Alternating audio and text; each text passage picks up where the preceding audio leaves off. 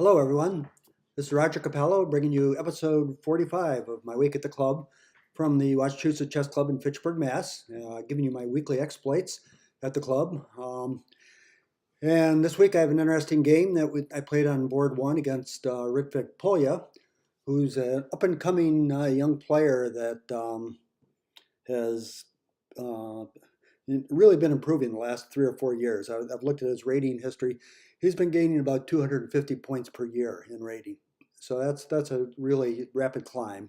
And that gives me about another year before I get zoomed right by him, I suspect. But before I get to that game, I wanted to give you the sort of weekly astronomy tidbit. And that's over here on the right. Hopefully, yeah, I can take priority with that window. So what I wanted to talk about was I had promised back in episode 40 to give a little bit about the science that the MWA is supposed to do. In episode 40, I told a little bit about the instrument and my work on it. And one of the principal science cases for the MWA is to study something called the epoch of reionization, which is the doing astronomy on the very early universe. Now, if you look at this cartoon over here on the side, it is showing you the universe as a function of age of the universe, where the Big Bang happens here on the left, and then over here on the right we have our current day universe. It's about 14 billion years later, and the universe goes through several stages. And at the very first, it according to the Big Bang model, it's very hot. And I'll simplify this somewhat because otherwise I could take far too long. And it makes a lot of fundamental particles. Those come together as it cools down a little bit into other fundamental particles, into electrons, protons, neutrons. And those are, at that stage, that's a very ionized hot material. And that's the era of ionization here. And that happens for about the first couple 100,000 years of the universe. As it's expanding, it's still ionized. It's like the interior of the sun. It's a plasma of electrons and protons. And that's the kind of thing that light can't propagate through. As time goes on, it eventually gets to a point where it cools enough so that the electrons and protons start combining together and forming hydrogen atoms, neutral hydrogen atoms. And that's the recombination here. When that happens, is actually the microwave background. So when we look out from the Earth, the farthest thing we can see is this microwave background, which we see it in radio waves, and it's this surface of the opaque part of the universe looking back in time that we can't see through at a hot temperature at about 5,000 degrees Kelvin, something like that. But then it's been redshifted down to about 3 degrees Kelvin, or 2.7. So it's undergone a lot of redshift because it's so far away from us that it's receding from us very fast, near the speed of light. And so we look at this in these microwaves, and we see that microwave background, and that's one of the things that tells us that the Big Bang really did happen. But on the other side, if we look with optical telescopes, we only see out as far as out to the era when the first stars started forming. So there's an unknown dark ages in between the two, where the recombined hydrogen that's neutral now just forms big clumps, and gravitationally it starts to come together in the force of gravity and starts to form galaxies and the first stars.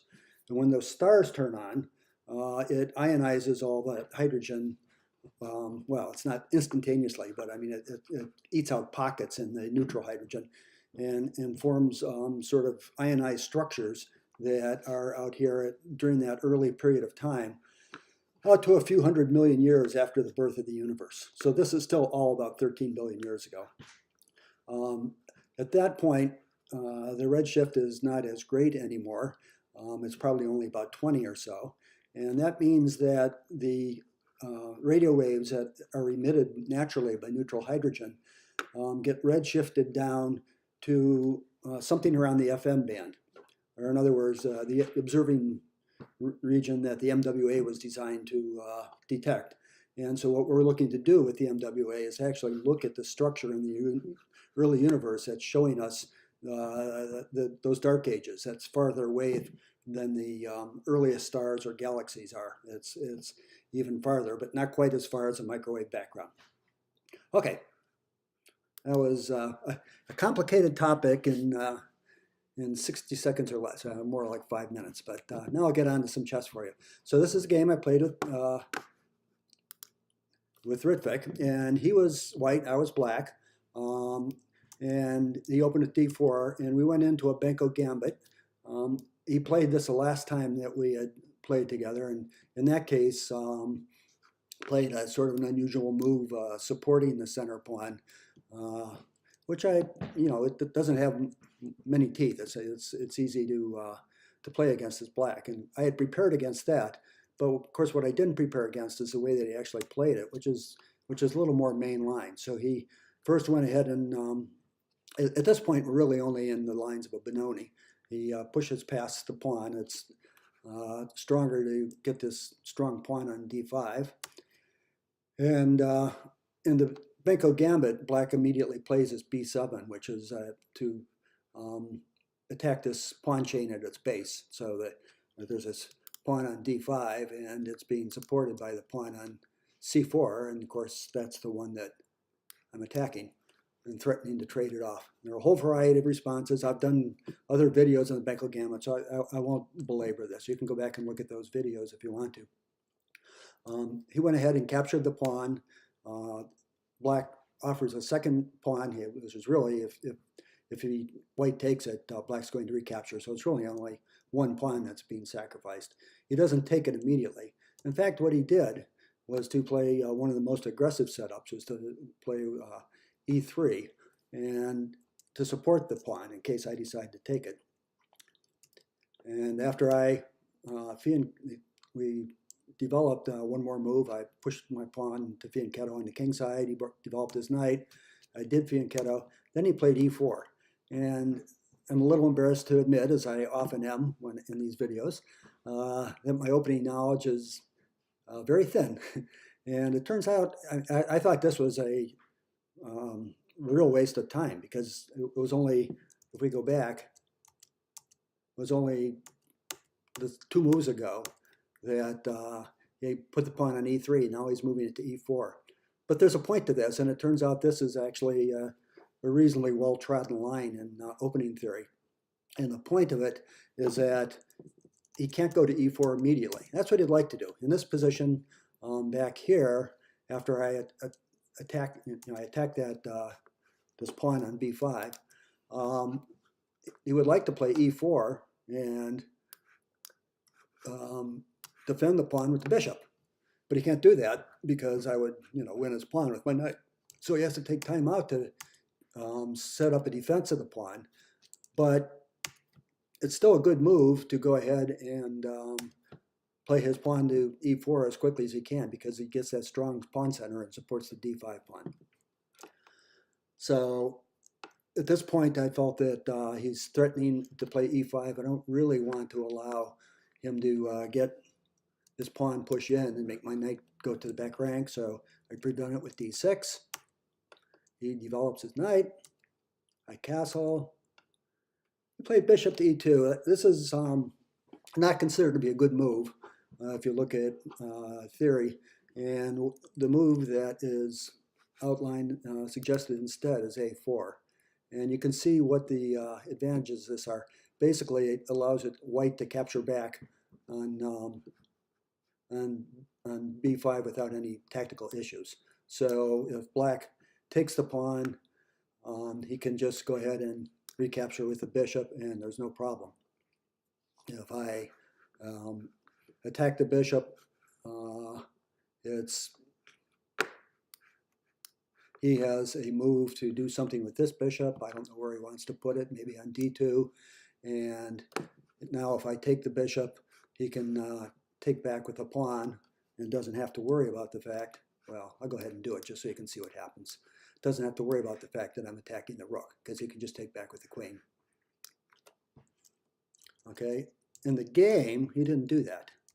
Okay, he played bishop to e2, and that allowed me to do a little tactical thing, to exchange on b5, and he takes back. And now I thought for quite a while about doing the right thing, and I didn't do it. And basically, the best move for black here that I considered doing was to go ahead and take this pawn on e4. It's a little tactic, a typical sort of tactic for a Benoni player or a Benko Gambit player, because this knight is overworked. It's defending, I mean, it was defending the pawn that was here. It's also defending this bishop. So assuming that he wants to recapture the knight, like so, then I can come out and check, threatening to win the bishop. In order to keep from losing the bishop, he has to drop back with the knight. I can capture that knight, though, with check. He has to retake, and then I get the bishop. And the net result is that I've won a pawn. I've won his e-pawn. And I actually looked at this position in my head back when I was deciding my 10th move, and it just didn't appeal to me. This d pawn now is going to be supported by his c pawn. I didn't like that. I've traded off my really valuable dark squared bishop, that is, your prized bishop in a Benoni that rakes along this long diagonal here. I've lost him. I got rid of the knight that was on f6. I've given away a bunch of my good pieces. Nevertheless, the opening theory databases and also Stockfish and its analysis say that this is much better than what I did. And this actually gives a significant advantage to black. I think it was, yeah, minus 1.7 here.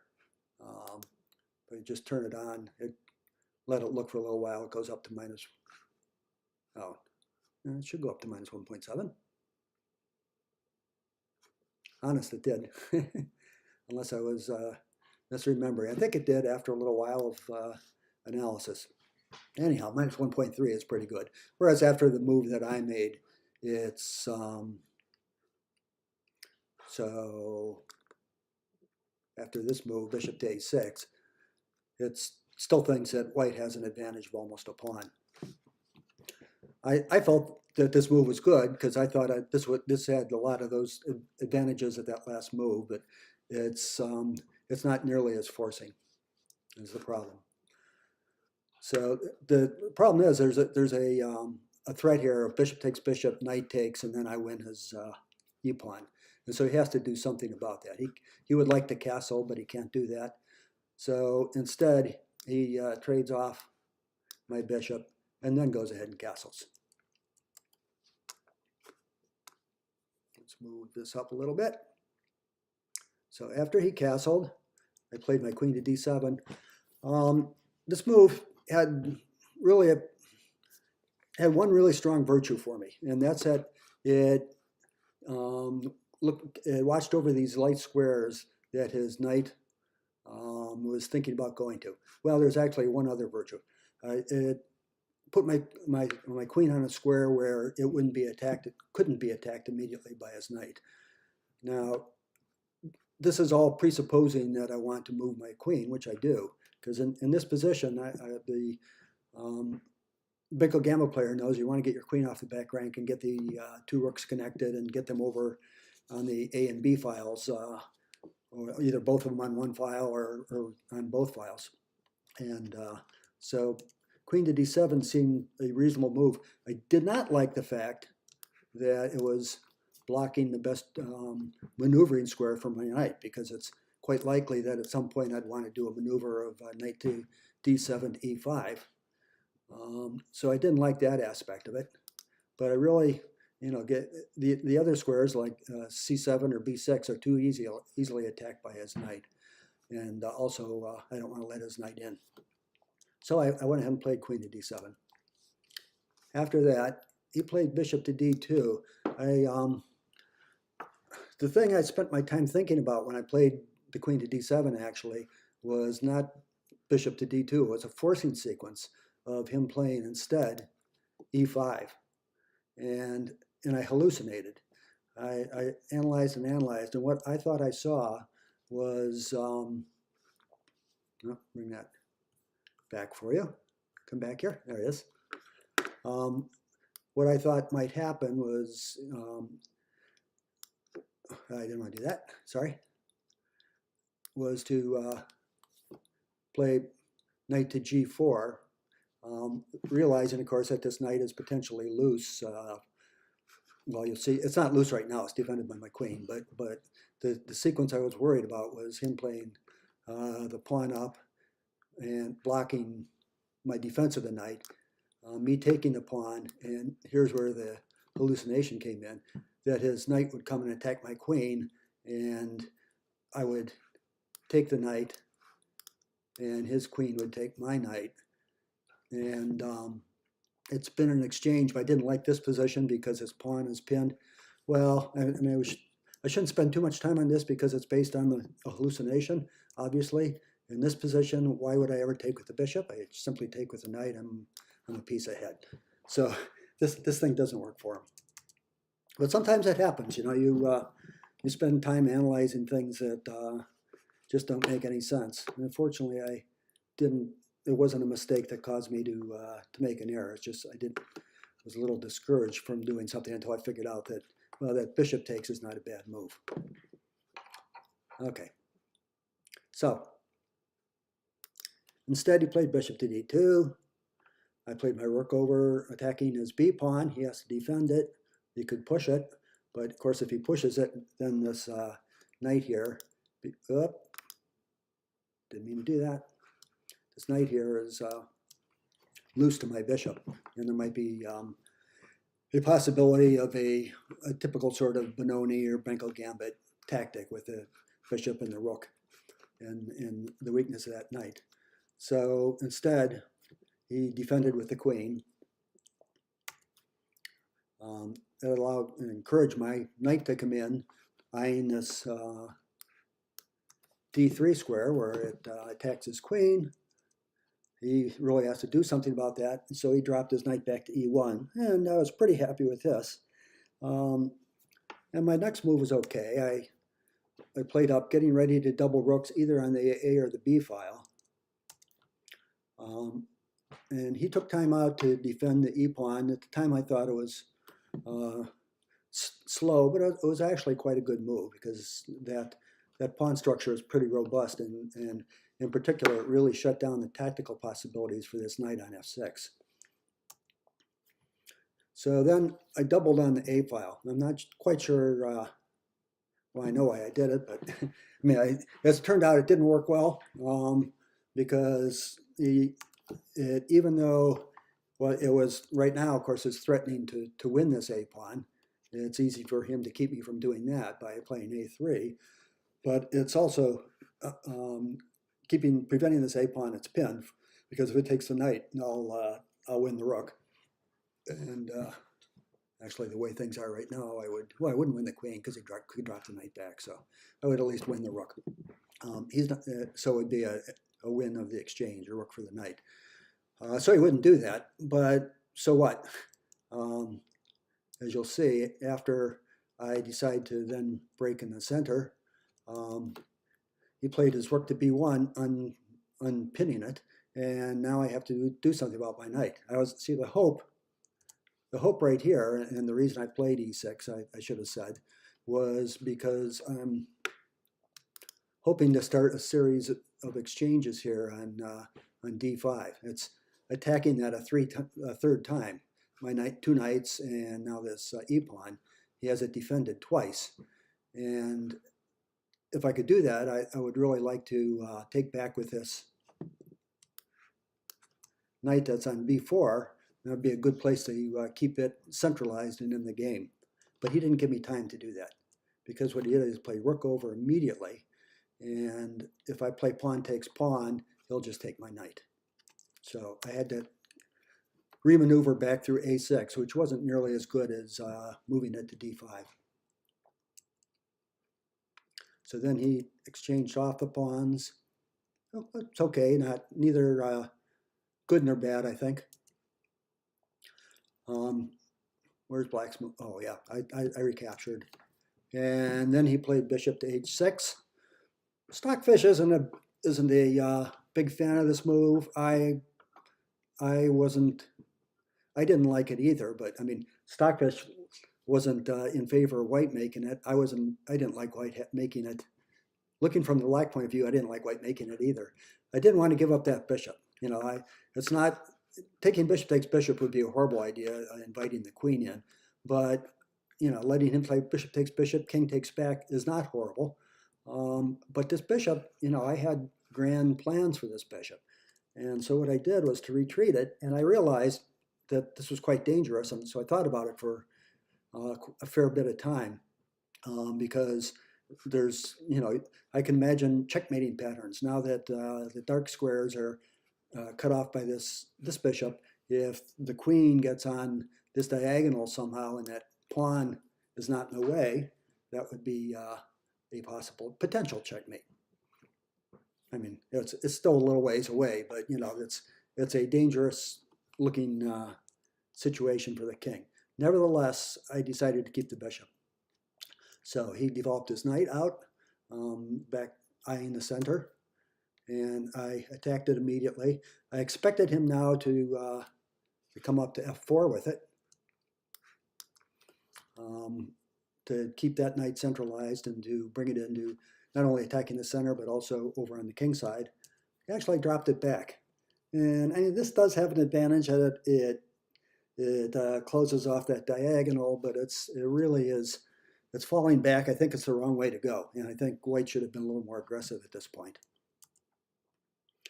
So one of the reasons I played c4 a couple moves ago, back last time I had a tempo to do something, was to prepare for knight c5. I wanted to get this knight into the game either on d3 or b3, either way attacking the queen and dominating a lot of the white squares. Okay, I will scroll this up a bit here. Okay, so he played rook to d1. Now this sets up potential nasty threats with this pin pawn. Like, you know, immediately pawn up is a threat, for example, advancing the e pawn. So I want to do something about that, and the best square is to go to c6, because that way I'm still defending the pawn, and yet I'm still also keeping this white knight from using these white squares, from going into either a4 or b5. He backed up with this bishop. Now this is the beginning of a sequence of humorous moves. I'll keep an eye on this bishop and what it does over the next several moves. It's attacking my knight here, but that's about all. It's just threatening to trade it off. At this point, I wouldn't mind exchanging that dark squared bishop of his for that knight. So I'm started to shift my pressure to the b file, and he moved his queen. There were you know, there was well, there wasn't an immediate threat. I mean, there was an immediate threat of playing knight into b3, but that doesn't really do anything because the queen can come out easily and maybe even get to a better square. So he went to d2 and put a second attack on my d pawn. Turns out that's not as much of a problem as I thought it was. Now what I did was actually to defend the d pawn. I should have played knight f to d7.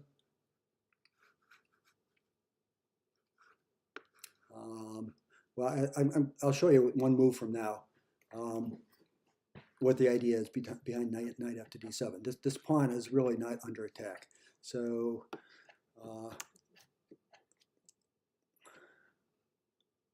oh, sorry. Oh, I did it right now. Okay. Forgetting how the course of the game here. Okay, so I will show you now.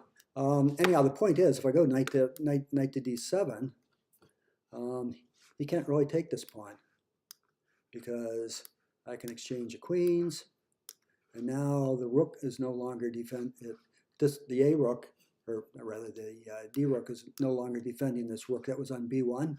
So I could take the knight. He has to take back, and now, well, that would lead to now it wouldn't lead to checkmate because he could drop the rook back or the knight back. But anyhow, he's lost material. Lost a rook for a pawn.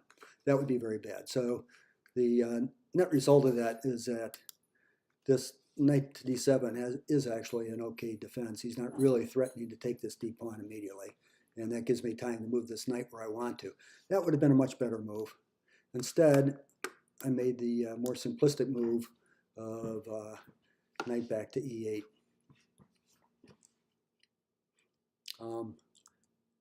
Yeah, I don't know if it's worth showing. How's the time doing? Oh, 26 minutes, I won't show you. Okay, there were some other interesting possibilities. I came back to e8. He dropped his bishop back one more square, okay, to attack this pawn a third time. And this time I didn't defend the pawn because I had a tempo move where I could attack the queen, and the queen has to get off the file. It can't take the pawn because my knight's on it. So the queen gets off the file. He went back to e1. I'm not sure that's any worse than the other squares it might have gone to. And I completed doubling on the b file. So now I'm starting to get some serious pressure here, where if I move my knight away, all of a sudden there's going to be a significant attack on b2. So he moved his bishop one more square. So I suppose now you've seen what this bishop is doing. It's kind of been going like a black pawn capturing along the diagonal or something, working its way back slowly. Anyhow, spending a bit too much time on that, I think. And I dropped my knight back in order to possibly reroute it through this square. Also, it's, you know, to keep eyeing d3 if that's ever a possibility here, and to put a second attack on this pawn. He exchanged his bishop to knight. I was happy to do that, to take back with my queen, and then he put a second defense on the pawn on b4. And this is, at this point, the computer was telling him to just go ahead and move that knight and give up the b pawn, because otherwise he gets himself in trouble. So what happens is I attack that knight another time, and so the idea is that if I play bishop takes knight, he won't be able to, you know, back in this position, if I had played bishop takes knight, he could just take back with the queen, and he would be fine. But after I move my rook to b3, that option isn't open to him anymore. He'd have to take back with a pawn, and then I'm winning material on winning a rook on b1. So there's a real threat there. He played queens to c2 to defend that threat. It looks like he's defending it, but there's a little maneuvering sequence that's getting him in trouble here. So I tripled on the file. Now this pawn is attacked a third time. It's not easy to get a third defense there. Possibly could play rook to d2, I guess. What he chose to do was to attack my queen, which doesn't work out well because I can simply go to b5, threatening to take the knight, and there's no place for his knight to go other than back to where it was. And then I take it. And I probably, sorry, I should have had that be a little tactical quiz here of what black should do in this position. But anyhow, you win a piece taking the knight, because he can't take it back with the queen, and the pawn is pinned, so neither way works. Okay, instead, he played a clever move. He played a4, attacking my queen here with his pawn. And if I were to play queen takes pawn, then he could play pawn takes bishop, and right, and he'd be fine because my rook is even pinned. But even if it weren't pinned, I couldn't hit this rook on b1 is defended twice. So that would be a mistake to take his pawn. So he's forcing my queen around and advancing that passed pawn at the same time. I thought about going all the way back to b7 or something, but I decided to go to b6 with the idea that if he pushed the pawn again, I would just fall back with my bishop, capture with my bishop. And his queen gets this pawn on c5 and c4 in that line, but I was willing to let him do that for the piece. So he didn't do that. Instead, he played rook to f1, which is a little mysterious. It's true, it's giving another defense to this pinned knight, but he doesn't have time to do these sorts of things because I'm just able to go ahead and take the pawn. Probably should have been another tactical quiz. I take this pawn. I'm threatening his rook now with 3 attacks. I'm threatening his queen. So if he takes the bishop, I simply take the rook and win the exchange here. So instead he traded the rooks off. And now he doesn't want to trade queens, so he retreats it to the only square where it's not going to get traded off or lost. And I insist on him trading it off. It's kind of checkmated his queen. There's no place for the queen to go to. All the squares on the back rank and over here are under control of black pieces. So he has to take my queen. I take it back. And he attacked my bishop with his rook. That's not a good idea when you have a pawn so nearby that you can advance a passed pawn. I'd be happy to have him take that bishop now. So he made Luft, which allowed me a little tactic of pushing the pawn. If he takes my bishop now, I would get a queen. So he can't take my bishop. And he has to go to a safe square. And I went ahead and played rook up, threatening to play rook takes rook, followed by promoting the pawn. So he moved his knight to a square where it could defend that. And now there's actually a forced mate in, what was it, 14 or something like that. But I was really short on time, so I couldn't really afford to work out a long mating sequence. And I was able to see that I could hoover off all of his pieces. I could trade my pawn and rook for his rook and knight, which is what I did. And by promoting to a queen, he takes it with the knight. I take with the rook, and now that rook's still pinned, and so I get to force that off as well. And now I am 2 pieces ahead, and basically the game's over. Right? There's nothing to do. I have 2 pieces. He has 1 passed pawn, and there's not going to be any way. I mean, he started to come over with his king, and I went here to stop him if he tried to intrude on the dark squares. If he didn't do this, but if he played king to b4, I can just check, and now these squares are all under my control. He can't get through there.